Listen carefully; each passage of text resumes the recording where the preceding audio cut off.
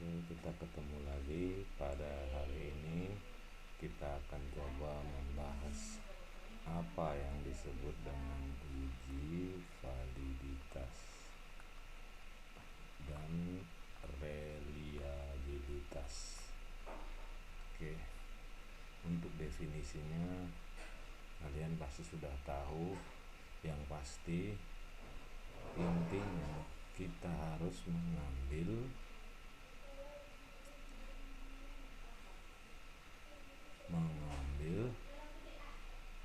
minimal 30 orang di luar sampel penelitian untuk dijadikan sebagai target uji validitas dan reliabilitas. Jadi harus 30 di luar dari sampel penelitian yang sudah kita hitung, mungkin pakai rumus Clopin atau apapun itu. Baiklah, sekarang kita sudah membagikan kuesioner, dan kuesioner kepada 30 orang adalah sebagai berikut. Di sini ada, kita ketahui ada X11,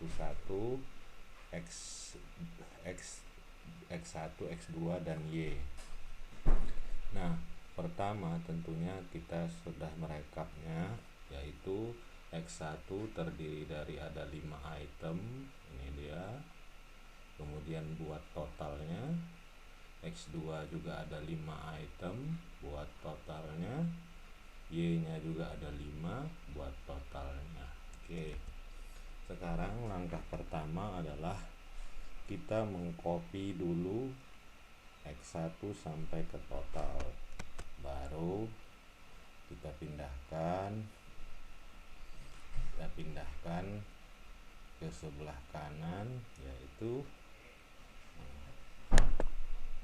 kita ambil paste spesial. Saya ulangi, sebelah kanan, klik kanan dia, paste spesial, baru ambil transpose supaya dia jadi bentuknya seperti ini.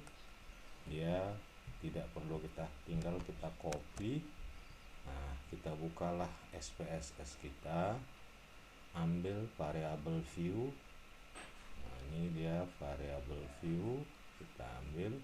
Tadi ada 5, kita blok sampai 6 karena ada totalnya. Kita bikin Ctrl C, Ctrl V. Nah, udah masuk dia. Nah, sesudah kita masuk ke variable view-nya, tinggal kita mengambil data yang ada di Excel. Nah, ini tinggal kita tarik ke bawah semuanya sampai 30 tadi respondennya. Kita copy, kita masukkanlah kemari. Nah, kenapa ini tidak masuk datanya? Coba kita lihat. Kita ulang, kita copy ulang, nggak apa-apa. Ini tadi kita copy, Ctrl C. Oke, baru kita buka data ini, kita bikin Ctrl V. Tidak mau, kita coba lagi ya. Ini kadang laptopnya ini memang agak sedikit menyala. Kita copy secara seperti ini. Oke, kita masukkan ke SPSS kita tadi. Nah, ternyata sudah masuk. Kita cek dulu karena papernya lambat. Nah, ya udah masuk semua 30. Nah, pertama kita lakukan adalah uji validitas. Uji validitas, ambil dia. Uji validitas itu di analyze, baru correlate. Ini bivariate. Ini semuanya kita Ctrl A, kita blok semuanya, pindahkan ke kanan, baru centang person correlation, tail flag signifikan, yang lainnya nggak usah diurusi. Oke kan ya, inilah hasilnya. Nah, kita lihat tadi ada flag, berarti dia tinggal udah ditandainya yang mana yang valid. Nah, kita lihat di sini X1 dia ada bintang 2. Nah, berarti valid, ini juga valid, ini valid. Kita tahu bahwa uji validitas harus berdasarkan atau lebih besar dari, kalau secara umum 0 lebih besar dari 0,3. Makanya dia di sini valid semua ya. Itulah dia. Nah, sekarang kita lihat, itulah cara menguji validitas. Sekarang bagaimana kita menguji reliabilitas. Kita kasih contoh satu lagi saja supaya lebih nanti mengerti. Sekarang kita coba ini X2 nya sekarang ya, kita lihat. Nah, kita pastekan kemari ya, dari copy ini kita paste spesial transpose. Oke. Nah ya, jadi ini ada yang kurang, totalnya tidak kita copy tadi. Ini karena laptopnya jadul jadi lambat dia. Nah, kita bikin Ctrl V. Nah, masuklah total X2. Nah, kita blok lagi sampai sini, kita rapikan supaya dia bagus, baru kita copy. Nah, ini kita copy. Nah, kita buka lagi SPSS nya. Nah, kita buka variable view, kita blok A6 tadi kan, kita klik kanan, paste. Nah, oke, kita masuk ke data view, tinggal memasukkan angkanya mulai dari sini sampai kemari, terus ditarik ke bawah sampai 30 responden. Kita Ctrl C ya, kita copy, namanya Ctrl C, tapi karena harusnya ini cepat, tapi karena laptopnya lambat, nggak apa-apa, kita sabar aja. Ini kita coba lagi, pastekan. Nah, dah masuk dia semuanya. Nah, sama kayak tadi, analyze, correlate, bivariate. Nah, ini kan ada data-data lama, kita reset aja. Nah, kita kan mau memakai X2 1 sampai X25 sampai total, pindahkan ke kanan, baru klik person to tail flag significant correlation, kita oke kan.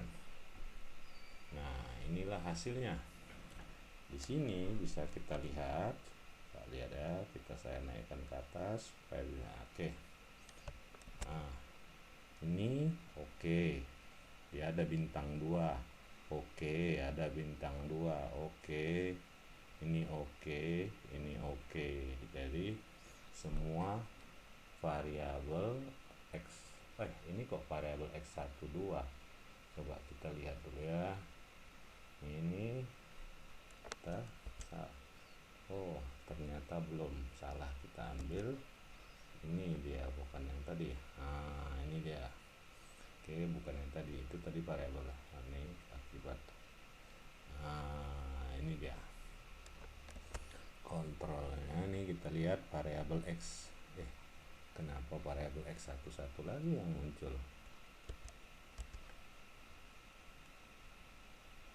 Ya, sama.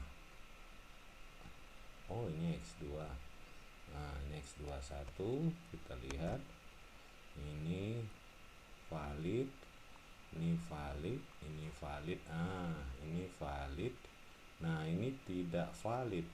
Nah, berarti variabel x atau item x2.4 tidak valid. Nah, karena dia tidak valid, maka dia harus kita buang dari data kita.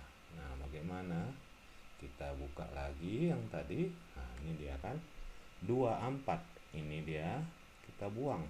Berarti dia kita pindahkan ke kiri. Nah, kita lakukan lagi. Nah, kita lihat yang baru bagaimana hasilnya.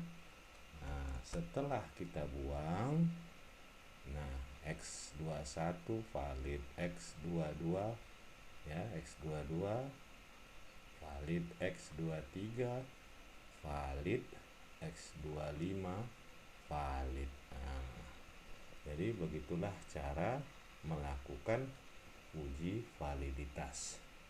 Bagaimana kita melakukan uji reliabilitas sebenarnya? Nah, sekarang kita coba berdasarkan data yang ada ya, kita buka analyze, baru scale reliability. Oke. Nah, ini kita masukkanlah dia ke kanan tanpa memasukkan nilai totalnya. Nah, inilah untuk semua variabel x1, x11, 12, 13, 14 dan 15. Sesudah itu kita klik statistik, baru item centang nih, item scale if item deleted, yang 3 ini aja, yang lain-lain nggak usah, continue, baru kita oke kan.